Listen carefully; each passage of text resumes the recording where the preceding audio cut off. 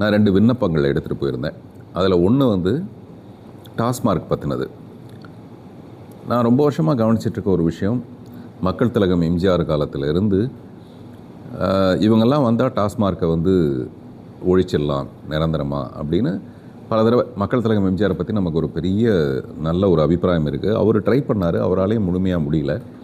எந்த ஆட்சி வந்தாலும் முடியல. அப்படின்னா என்ன அர்த்தம்னா, இது வந்து தீர்க்கப்பட முடியாத ஒரு பிரச்சனையாக இருக்குது.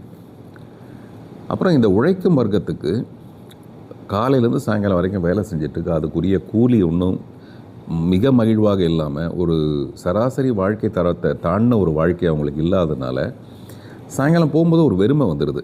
அட போங்கடா, என்ன உழைச்சி என்ன பண்ண போகிறோம், மறுபடியும் நாங்கள் உழைச்சாதான் நாளைக்கு நாங்கள் சோறு திங்க முடியும், அப்போ எனக்கு இந்த உடம்பு வலிக்கு நான் என்ன பண்ணுறது அப்படின்னு ஒரு டெம்பரவரி சொல்யூஷனாக தான் இந்த சொல்யூஷன் இருக்குது. இந்த சொல்யூஷன்றது அந்த டாஸ்மார்க்கில் கிடைக்கிற அந்த மருந்து. அதை வந்து இந்த அளவோடு குடிக்கலாங்கிற ஒரு விஷயம் வந்து எந்த அளவோடு நிறுத்துறதுங்கிறதும் தெரிய மாட்டேங்குது.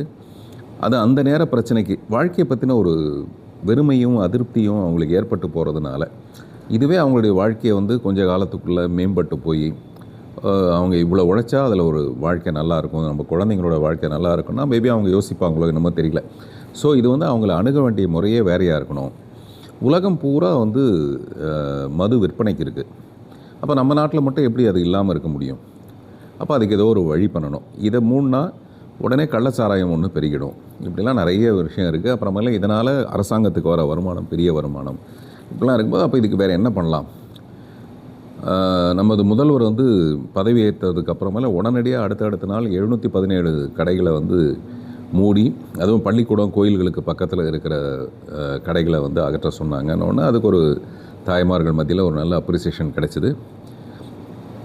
பட் எனக்கு என்ன யோசனை வந்ததுன்னா, இதை நான் வந்து ஆண்டாள்னு ஒரு படம் ஒரு 2-3 வருஷத்துக்கு முன்னாடி ஆரம்பிக்கிறதா இருந்தேன். அந்த ஆண்டாள் படத்தில் அந்த மைய பிரச்சனையை வந்து இந்த டாஸ்மார்க்னால் ஏற்படுற விளைவுகளை பற்றி அந்த படம்.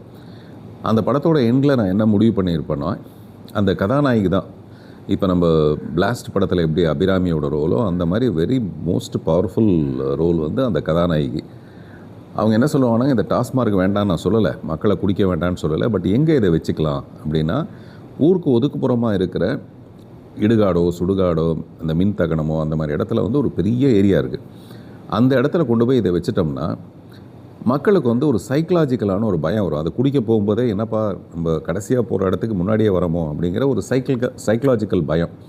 இதை வந்து நம்ம சிகரெட் விற்கும்போதும் அது மேலே போடுறோம், பாட்டில் விற்கும்போது கூட பாட்டிலில் போடுறோம், இதை வந்து உயிரை கொல்லும் அப்படின்றதெல்லாம் போடுறோம். அந்த மாதிரி ஒரு சின்ன ஒரு வார்னிங் மாதிரி இருக்கும் அது.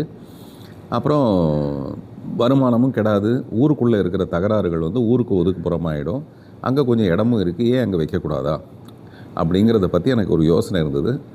அதை பற்றி நான் போய் சொன்னேன். இப்போ நான் போய் சந்திக்கிறது வந்து எனக்கு ஏதாவது அதில் ஒரு பதவி வேணும், இல்லை எனக்கு ஏதாவது ஒரு நல்லது நடக்கணும், எனக்கு ஏதாவது ஒரு லாபம் வேணும் அப்படின்ற மாதிரி எதுவுமே இல்லாமல் இப்படியான ஒரு பொதுமக்களுக்கு பயன்படுற மாதிரி ஒரு விஷயமா இருந்தால் நல்லா இருக்குமா அப்படின்னு சொல்லிவிட்டு அதை நான் சொன்னேன். அது வழக்கமாக நான் சொல்கிற காமெடி ஸ்டைலில் நான் சொன்னேன்.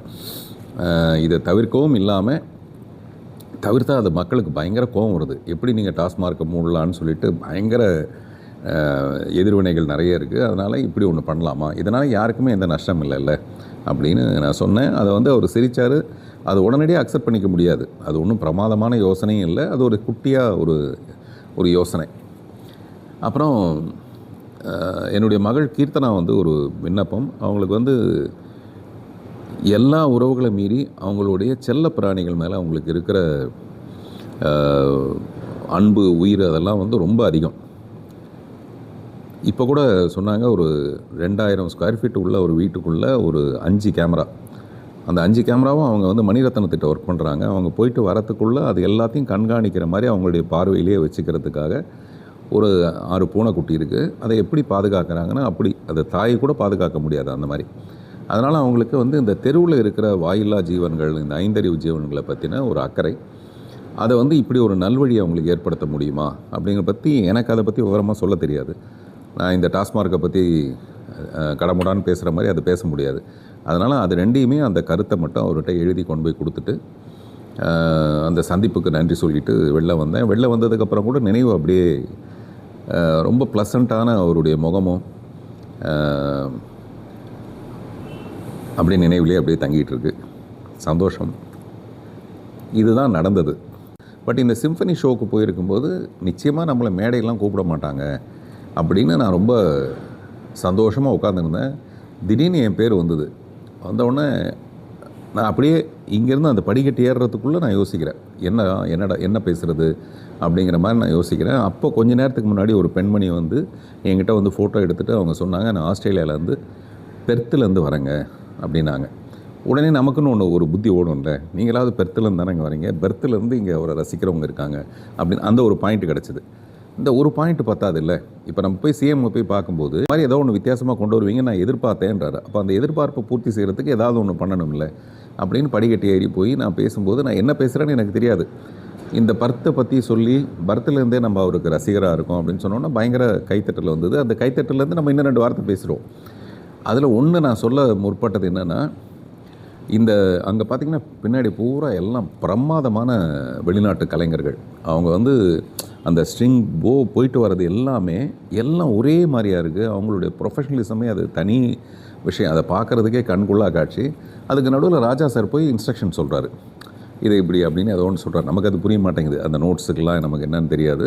அவர் ஏதோ ஒன்று சொல்கிறாரு, அது இங்கே பார்க்குறதுக்கே ரொம்ப ஒரு மாதிரி சந்தோஷமாக இருந்தது. அப்போ நான் சொன்னேன், ஒரு காலத்தில் வந்து வெள்ளையர்களை நம்ம வெளியேற்றிட்டு சுதந்திரத்தை கொண்டாடணும்.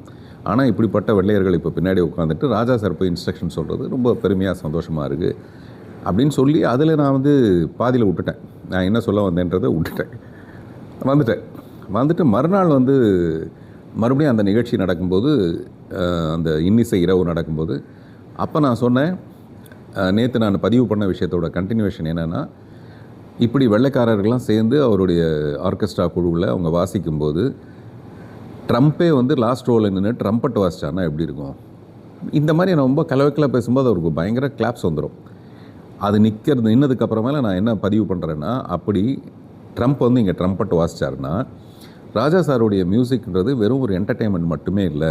அந்த இசையிலிருந்து அன்பு கிடைக்கும், அமைதி கிடைக்கும், தூய்மை கிடைக்கும், மென்மை கிடைக்கும், ஆன்மா சுத்தப்படும். இந்த மாதிரியான நிறைய விஷயங்கள் நிகழும். அப்படி ட்ரம்ப் அது இந்த குழுவில் இந்த குழுவில் அவர் வாசித்தாருன்னா இந்த ஈரான் வார் வந்து நடக்காது. இந்த ஈரான் வாரை பற்றி நான் பார்க்கும்போது எனக்கு என்ன தோணுதுன்னா, எத்தனை குழந்தைங்க, எத்தனை பொதுமக்கள் துபாய் ஏர்போர்ட்டில் துப்புன்னு ஓடிட்டுருக்காங்க. இன்னமும் இந்த வளர்ச்சி பெற்ற நாடுகள் உள்ள இந்த சூழ்நிலையில் கூட இப்படி ஒரு வார் அவசியமா? அதனால் ட்ரம்ப் வந்து இந்த வாரை தவிர்த்து விடுவார், அமைதியாகி விடுவார், சாந்தமாகி விடுவார்.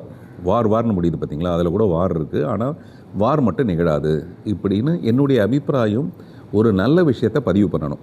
அதுதான் இந்த வாருக்கு அகெயின்ஸ்டாக, போருக்கு அகெயின்ஸ்டாக நம்ம ஒரு விஷயத்தை பதிவு பண்ணுறோம். நம்ம கிடைச்ச அந்த மைக்கு, அந்த வாய்ப்பை இதை சொல்லணுங்கிறத தவிர வேறு எந்த விதமான நோக்கமும் இல்லை. அந்த மாதிரி கலைஞர்களை நம்ம தப்பாக பேசணுங்கிற விஷயமும் இல்லை. ஆனால் ராமாயணத்தில் ராமனை புகழும்போது ராவணனை வந்து அங்கே வில்லன் ஆகிடுவார். ராவணேஸ்வரன் ஒரு நாடகத்தில் பார்த்தோம்னா நான் பார்த்துருக்கேன், அதில் ராவணேஸ்வரன் தான் ஹீரோ.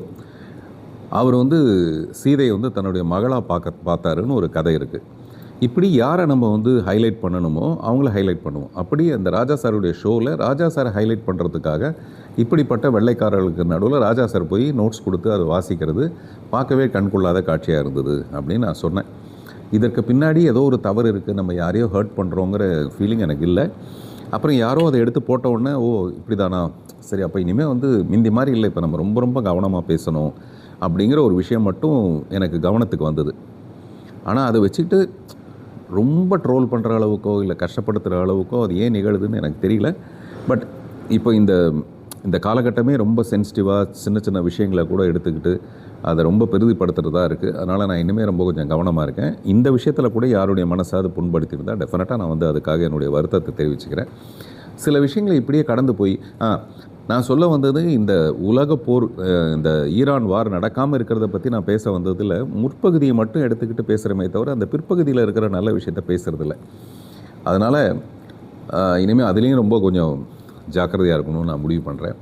நான் சிஎம் அவர்களை சந்திச்சுட்டு வரும்போது எனக்கு மனசில் தோன்றது என்னென்னா, இந்த ஜாதி மத பேதமற்ற இந்த வறுமை கோடுன்னு ஒன்று அழிச்சிட்டு ஒரு சமதர்மமான ஒரு வாழ்க்கை நம்ம எல்லாருக்கும் அமையணுங்கிறதுக்கு புதுசாக வர ஆட்சியாளர்கள் அதுக்கு ஒரு ஸ்டெப் எடுத்து வைக்கணும். அதை வந்து மாண்புமிகு முதல்வர் அவர்கள் செய்வாருங்கிற ஒரு நம்பிக்கையோடு விடை பெற்று திரும்பி வந்தேன். வணக்கம். 2.91 கோடிக்கும் அதிகமான மக்களின் உள்ளங்களை வென்ற தந்தி டிவியின் டிஜிட்டல் தளங்கள். 1.30 கோடி யூடியூப் சப்ஸ்கிரைபர்ஸ், 48 லட்சம் ஃபேஸ்புக் ஃபாலோயர்ஸ், 33 லட்சம் இன்ஸ்டாகிராம் ஃபாலோயர்ஸ், 23 லட்சம் எக்ஸ் ஃபாலோயர்ஸ், 11 லட்சம் தந்தி ஆப் டவுன்லோட்ஸ், 30 லட்சம் வெப்சைட் மந்த்லி ஆக்டிவ் யூசர்ஸ், 16 லட்சம் வாட்ஸ்அப் ஃபாலோயர்ஸ். அசுரபலம் கொண்ட எங்கள் டிஜிட்டல் கரங்களில் உங்கள் விளம்பரங்களை சேர்க்க வாட்ஸ்அப் பண்ணுங்க 8939888838. Email advtthanditv@dttv.in.